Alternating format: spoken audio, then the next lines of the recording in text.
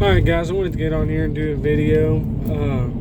This isn't going to be trapping related, but it's something that I felt like I wanted to share with you guys. The last two Sundays, I've got to teach the teens youth class for Sunday school.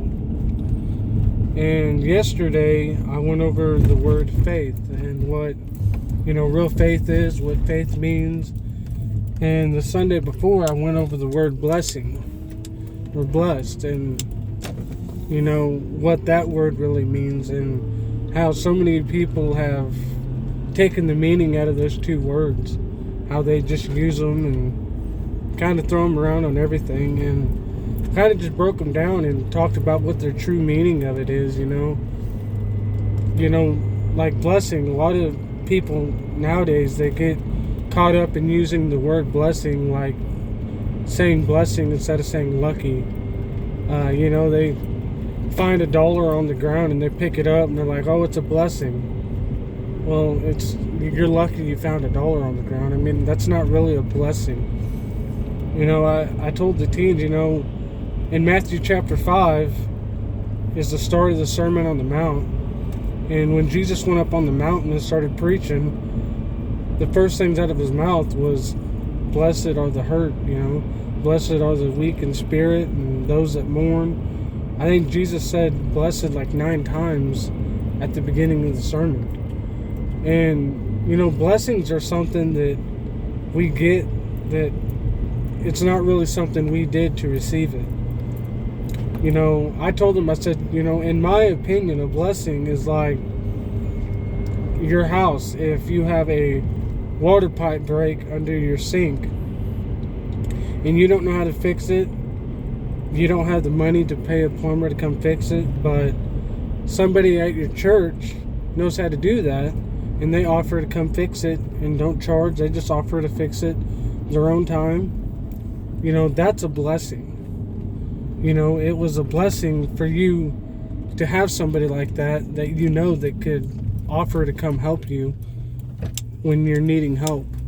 To me, that's what a blessing is. A blessing isn't, I found $1 on the ground, or, just people like to use that word like changing out the word lucky. I'm lucky that my team won. We're blessed that our team won the game. Like, to me, that you're dumbing down what the true meaning of that word is. Blessing is something that God gives us that we didn't do anything for. God could place somebody in our lives that can help us in a situation where we need help. And we're blessed to know that person and have that person in our life. And on the flip side, we should also try to be blessings for other people like that. If they're struggling and we know how to help them, we should be willing to help them. And to me, that's just what the true meaning of that word is. And then like the word faith, I broke down that word a lot more, and I showed them a lot of examples in the Bible of people that had true faith. And we kind of talked about how people use that word nowadays. They buy little notebooks that have faith written on it. They get tattoos that say faith, shirts that say faith on them. And if you ask these people what faith means, they can't really tell you what faith means. They just know that it's a Christian word, it looks good, it sounds good. So the meaning of that word's kind of just been taken away. And I showed them examples of people that had true faith in the Bible, like Abraham. When Abraham went up on the mountain to sacrifice his son Isaac, that he had faith that God was asking him to do this for a good reason. And some speculate that he knew that God would stop him and God would prepare a different sacrifice, but you're never 100% sure what the outcome is going to be. And he had faith that God would take care of it. And then we talked about Noah and how Noah built the ark, and Noah spent like 120 years building this ark and preached to people about this flood and storm that was coming, and people just made fun of him. You're a crazy old man that don't know what you're talking about. But yet he had faith that God was asking him to do this and he needed to do it. That's true faith. And Then we talked about Shadrach, Meshach, and Abednego, how Nebuchadnezzar was commanding them to bow down and worship a golden figure that Nebuchadnezzar had made. And they refused to do that. And they knew that by refusing to do that, they would be thrown into a fire pit. Well, Nebuchadnezzar got angry, and he gave them a second chance. You know, when you hear the music, bow down and worship my golden figure that I've made. And they said, we won't do that. You know, we are not going to answer you for your request, because we know that God will save us from that fire pit. And even if he doesn't, we still are not going to do what you want us to do, because they knew that if they died in that fire pit, they were going to go see God. They were going to be with God. So they had the faith that God was going to protect them no matter what. Doesn't matter what happened in that situation. They had faith that God was with them. And, you know, most people know they got thrown into the fire pit, and Nebuchadnezzar commanded, throw those 3 in the fire pit. And then he asked them, did we not throw 3 men in the fire pit? And they said, yes, your king. He said, I see 4, and the 4th one looks like the Son of God. And then he got afraid, and he ran down, and he said, pull these men from the fire. And the 3 came out, and they weren't burnt, they weren't singed, they still had their clothes on, they didn't even smell like smoke.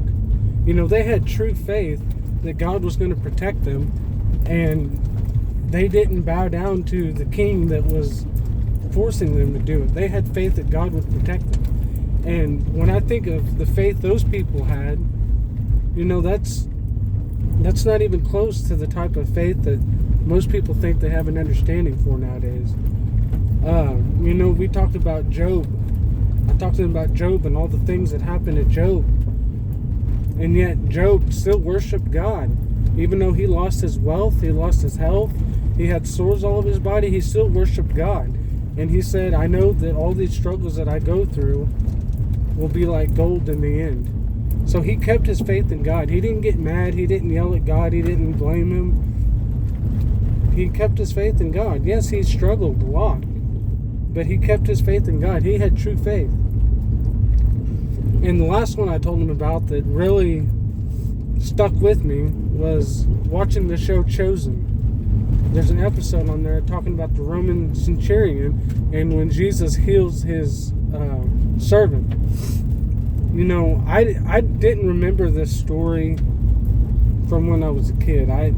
When I seen this episode, I loved the episode. I thought it was very well done. But I was like, man, I don't remember this at all in the Bible. So I decided to look it up. You know, what part of this episode was in the Bible, because I wanted to know what part of it was biblical.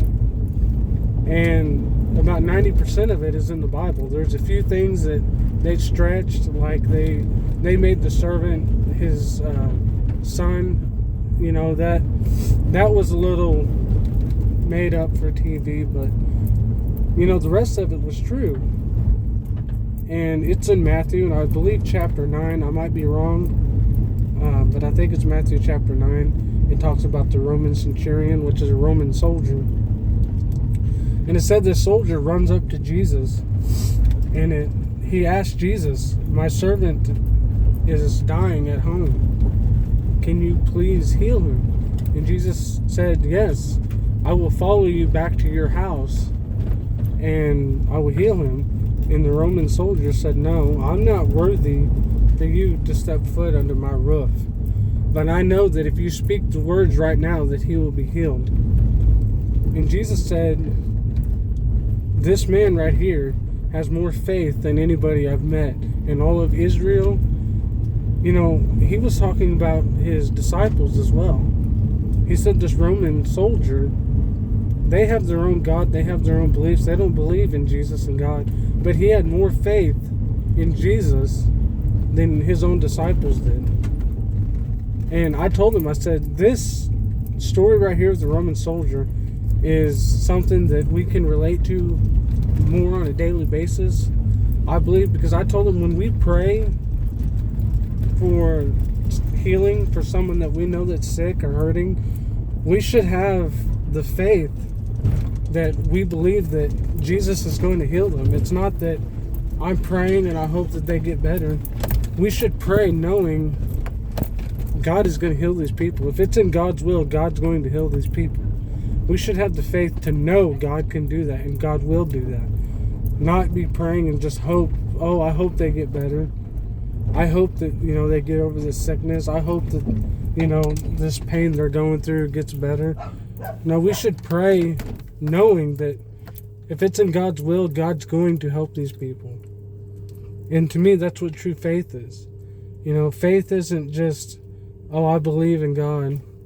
That's where faith starts. But faith is having faith that God's going to protect you and be with you no matter what. It doesn't matter what comes your way. It doesn't matter how people talk to you. They make fun of you. You got faith that what you're doing is right. And you're standing up for God. And you're going to do what God has called you to do, regardless. I told him, I said, it doesn't matter if you're praying at school or you carry your Bible to school. If people start making fun of you, don't stop. Just keep praying at school. I said, if you posting scriptures on Facebook and people start making fun of you saying, I'm tired of seeing this, please stop doing it. Don't stop. Just keep doing it. Don't listen to those people, because there's going to be people that persecute us and make fun of us for what we believe. So keep your faith in God, because I believe that's what the true meaning is.